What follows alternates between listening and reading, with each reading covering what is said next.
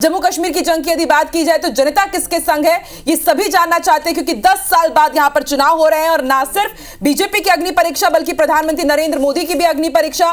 साल 2014 में पहली बार ही प्रधानमंत्री बने थे नरेंद्र मोदी और उसके बाद अब जाकर के वहां पर चुनाव हो रहे हैं। तो ऐसे में 370 हटने के बाद ये पहला वहां पर चुनाव है। स्टेटहुड पहला राज्य यहां पर बनाया गया। टारगेट किलिंग, आतंकी हमले, पीओके, ये वो तमाम मुद्दे थे जिसको लेकर के जनता ने यहां पर मतदान किया। ईवीएम में सबकी किस्मत कैद हो गई थी। 3 चरणों में वहां पर चुनाव हुए और देखिए हम आपको तस्वीर दिखा रहे हैं जम्मू कश्मीर की। जम्मू कश्मीर में अभी 45 सीटों पर कांग्रेस और एनसी इनका गठबंधन आगे चल रहा है। वहीं यदि बात की जाए बीजेपी की तो 28, हालांकि पिछले बार बीजेपी को 25 सीट मिली थी, यहां पर जरूर 28 अभी यहां पर रुझानों में आगे चल रही है। सबके बीच देखिए आप जो लगातार फिगर्स बता रही हैं, इसमें पीडीपी का आंकड़ा देखिए और सिर्फ 5 सीटों पर इस वक्त पीडीपी आगे चल रही है। जब आखिरी बार यहां पर चुनाव हुआ था 2014 में, तब पीडीपी सबसे बड़ी पार्टी बनी थी और सरकार में सत्ता में भी वो काबिज हुई थी। उसके बाद 10 साल बाद जब अब चुनाव हो रहे हैं तो देखिए बदली हुई परिस्थिति में, और चूंकि भारतीय जनता पार्टी के लिए भी जम्मू कश्मीर का राज्य बहुत महत्वपूर्ण, चूंकि लगातार 370 को लेकर जिस तरह से प्रचारित किया गया उसको हटाने को लेकर और वहां पर हालात बदलने के लेकर बात हुई,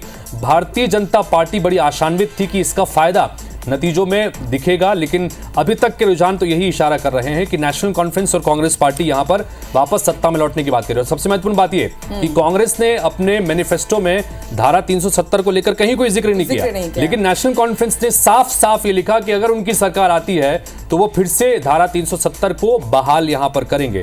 अब जनता ने क्या इस बात को देखकर यहां पर मैंडेट दिया, और ये जो अभी चूंकि बाइफर्केशन भी देखना होगा कि कश्मीर और जम्मू चूंकि 2 रीजन में ये जो केंद्र शासित प्रदेश है, तो यहां पर किसको कितनी सीटें मिल रही हैं, कहां पर बीजेपी बेहतर कर रही है, कहां पर कांग्रेस और गठबंधन बेहतर कर रहा है, ये देखना भी बड़ा दिलचस्प होगा। और थोड़ी देर में ये स्पष्ट भी हो जाएगा कि क्या इस बार पहली बार घाटी में कमल खिल पाएगा, क्योंकि अब तक चुनाव में देखा गया कि कश्मीर में बीजेपी कमाल नहीं कर पाती और यही वजह रही कि इस बार के चुनाव में जम्मू कश्मीर की यदि बात की जाए तो जम्मू की हर सीट पर बीजेपी ने अपने प्रत्याशी उतारे, लेकिन घाटी में यानी कि कश्मीर में उन्होंने अपने प्रत्याशी हर सीट पर नहीं उतारे। वहां पर उन्होंने तय किया उमर अब्दुल्ला 2 सीट से चुनाव लड़े थे, बड़गांव और गांदरबल, और दोनों सीट पर आगे चल रहे हैं। तो बड़ा दिलचस्प इस वक्त नतीजे वहां से निकल के सामने आ रहे हैं। चुनाव में जबकि वो हार गए, महबूबा मुफ्ती भी खुद हार गई थी और देखिए पीडीपी के लिए बहुत मुश्किल भरी राह नजर आ रही है। इस बार ये माना जा रहा था कि पीडीपी शायद यहां पर किंग मेकर बन सकती है। पीडीपी ने हालांकि बाद में कहा महबूबा मुफ्ती ने कि हम जा सकते हैं कांग्रेस और एनसी के साथ, लेकिन